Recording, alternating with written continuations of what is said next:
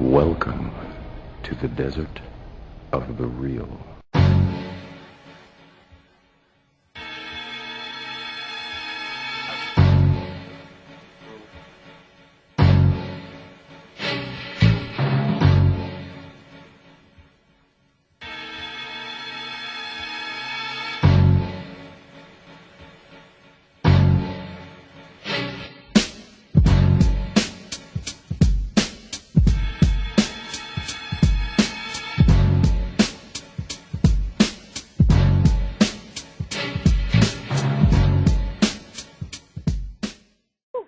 Well, we have Mr. Holip's with his hand up, and we're going to bring him in because we have 16 minutes to go.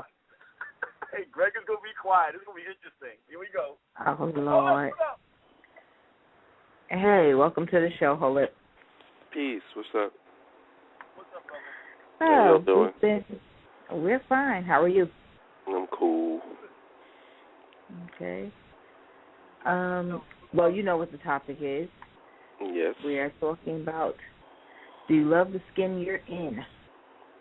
I love the covered skin I'm in. a lot. We have covered a lot of issues. We've gone into the augmentation that a lot of people are doing, and we discovered that there's a lot more that they're doing now than I thought. You know, it's not just the butt anymore. It's the, you can get the hips, you can get the deltoids, you can get the pecs, you can get everything. You can basically build a perfect person.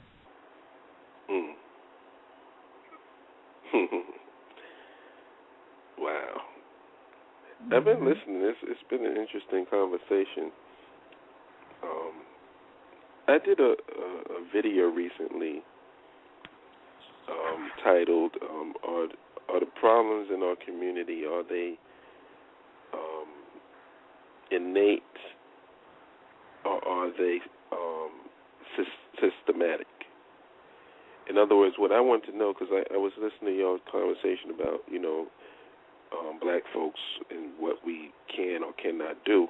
And what I was wondering is, do black folks come out of the womb the way that we are? Like, if we don't love each other and don't want to build, is that something that we just pass from generation to generation? Is it a genetic trait, or is it a systematic problem? I believe it's a systematic problem. Yeah, okay. So then if it's a systematic problem, then you can't say we ain't never going to do nothing, because that means if you want to change it, all you got to do is just change your system that you operate in. And I wouldn't. And when it comes to that, you can't take somebody. It's like if you got the New York Knicks, who's been losing for 10 seasons in a row. Do you honestly expect those losers to come up with a winning team? No. You got to get rid of those losers. You got to build a team from scratch that's not used to losing, and train them on, how to win. It's really simple as far as I'm concerned. I don't see our situation as something that is so, tragic and, something that we can't overcome. My only issue is, it's like with anything else, where do you solve the problem? And the problem is not going to be solved by going to these old fogies or these people who's been jaded and these people who's been accepted, lock, stock, and barrel, that they second-class citizens and that they're just innately inferior to white folks. You ain't going to do nothing with those folks. They done. It's like casualties of war. These are the people that's littered on the battlefield, headless bodies and all this other stuff. You ain't going to do nothing with these people. But you do have a shot with the next generation, that generation of kids who have yet to become socialized, yet to buy into the nonsense that they second-class citizens. But now here's my thing. At what age do you catch them? Preschool. You got to catch them. You got to damn near catch them out of the womb. Because like I said, Amos Wilson had a book called The Psychological Development of the Black Child. And in his book, he states and shows, and the data proves it up to this day, that African children, black children, are advanced in all phases of early childhood development. And then when they get to the point where they're socialized, which is usually in around, I would say, 3, that's when they start falling behind. Mm. So what does that tell you? As soon as they get into the system. Right. And the problem is we don't have anything to count. Like, I was listening to you talking about the mentorship programs and stuff like that. And every time I hear about people that's attempting to do that, I really think that those people who do that are really saints as far as I'm concerned. Like, you have a really good heart. But the problem is, it's a matter of the way you talk to them, because there are those kids that will test your patience. But the problem, I'm not even going to touch on the mentorship itself. The point that I'm making is, you really got a good heart, and you should be applauded and commended for what you're doing. But the problem with trying to do a mentorship program and talk to young children, or even listening to young, because personally I believe we should be talking to them, we should be listening to them. Mm-hmm. We always want to talk at and tell people what to know. Listen to what they're going through, and that way you get an understanding of how to deal with them. But as long as we don't have a system of our own, how effective are these mentorship programs really going to be? Very true. You may have one child out of 20 that'll grab on, that'll latch on to that information, but then the rest is going to fall by the wayside because they have to deal with the reality of the system each and every day.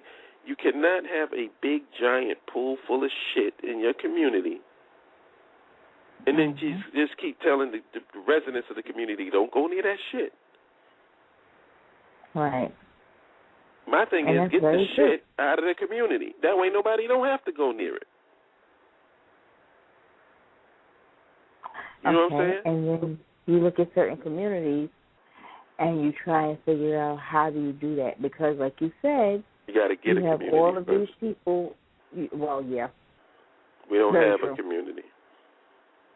What we have is holding pens for you to go to and get your shit together before you got to go back out and help make this white man rich. Mm-hmm.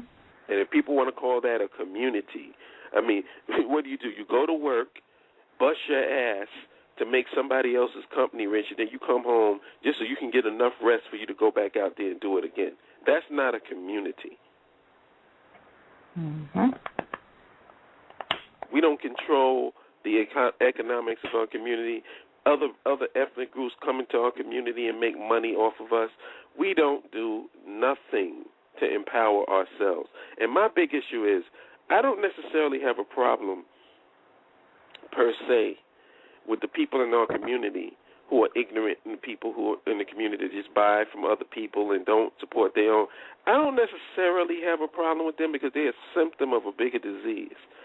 My big issue is, and what I try to focus on, is the leadership and why do we, push and support people who don't give a shit about us. I'm looking at these super churches and these mega churches, where you basically being held at gunpoint during the collection. Yes.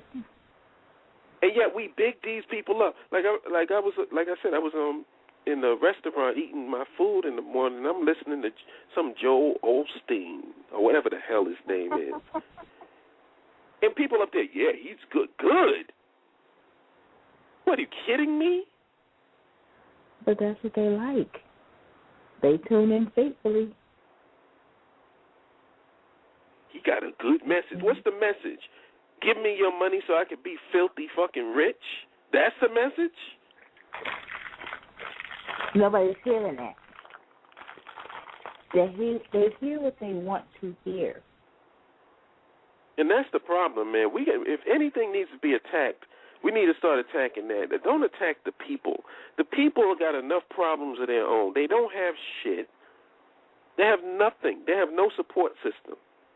The people are out here on their own. So I don't have it. I mean, it's annoying, and because we in the mix, so we get annoyed by the ignorance. But the reality of it is, the people that can do something about it ain't doing shit except manipulating and controlling and benefiting and profiting off the misery of the people. So is it any wonder why you got a young black girl, 14 years old, who hates how her eyes look, hates how her skin looks? Mm-hmm. Is there any wonder? I mean, it's really a surprise if you get a black girl who likes how she looks. Right. And isn't trying to do something, isn't trying to starve herself or change some part of who she is. Mm-hmm. And it affects us in every aspect of our reality. Every aspect of our reality. You want to get cursed out? Tell a black woman she's beautiful. Don't start. Yeah, you don't even open up your mouth. Don't you even open up your mouth, because you know what I'm talking about. We are working on that. Okay? Because they don't think that they're beautiful. They think you're running game on them if you tell them they're beautiful. Mm-hmm. Or they think you're corny and you weak if you tell them you're beautiful. Why? Because they don't see themselves as beautiful women, as desirable women, on any other level other than tits and ass. Mm-hmm. And that's the sad part, man. We are really, the fact that we don't control our environment is the reason why everything is the way that it is. So my simple solution, my no-brainer, control the environment. All it takes is for you to do is to build one institution. If there's one institution that needs to be built, it's an educational system so that your child can know, coming out of the damn womb, who they are. Right. I had to learn who I was when I was a damn teenager. Mm-hmm.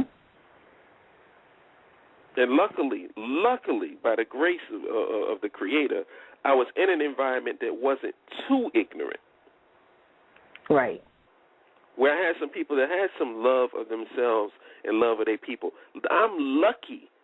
I don't consider myself special by any stretch of the imagination. Because had I come up in some of these families where dark-skinned people are looked at as being like the scum of the earth, who knows how I would have came out. Yep. So the only reason why I am the way that I am is because of the environment that I was raised up in. I'm not a special Negro. Mm-hmm. But that is the truth. That is one thing I will tell people. Make sure that you have the right environment to raise these children in. Self-image starts at home. If they're constantly hearing you're black, and it's not even saying, it's not you're chocolate or ebony or anything. It said you're black, and there's so much emphasis put on it. It's made to be so derogatory that they're just beaten down from the beginning. You know, Shamika, I mean, this is, yes. Have you ever heard me use the word ugly? No. You know why? Never. Because whenever I hear ugly, black ain't far behind it. Mm. I never use the word ugly to describe my people, ever. If I'm not attracted to a person, I say, well, I'm not attracted to that person. That person is unattractive. But ugly, I just cannot use that word because I know that it's like one of those engrams that they say. It's like Pavlov's dog. When you say ugly, it automatically attaches to something else. Mm-hmm. And especially in a black person's mind. Ugly automatically go to black. And if you start saying people throwing the word ugly around, black ain't far behind it. Mm-hmm. And we're in a bad position because we don't have a system. We don't have economic control, social, economic, and political control of our reality. So basically, all these parents out here have to create that within their own home, sort of like in a vacuum. Mm-hmm. That's not a properly functioning system. I'm sorry. Right. That's very true, because then they're exposed to the outside world, and everything that they've been taught or been ingrained in them basically goes out the window. Yeah. It's a matter of luck and the child, their mentality, and how they, because you could raise your child to be a vegetarian all their life, and then, they go out in one night with their friends, and next thing you know, they eating Big Macs and, Nathan's hot dogs. You know what I'm saying? It's like, if you don't control the environment, then your child is 50-50 at best. Mm-hmm. 1 minute, Mika. Yes, that's what I was going to say. On that note, we're going to say good night. We thank you for calling in. Peace. I love when you end it, brother. That's why I love when you call it the end, because it's always I just sit back and listen. That's what I do. It's a beautiful thing. It's a beautiful thing.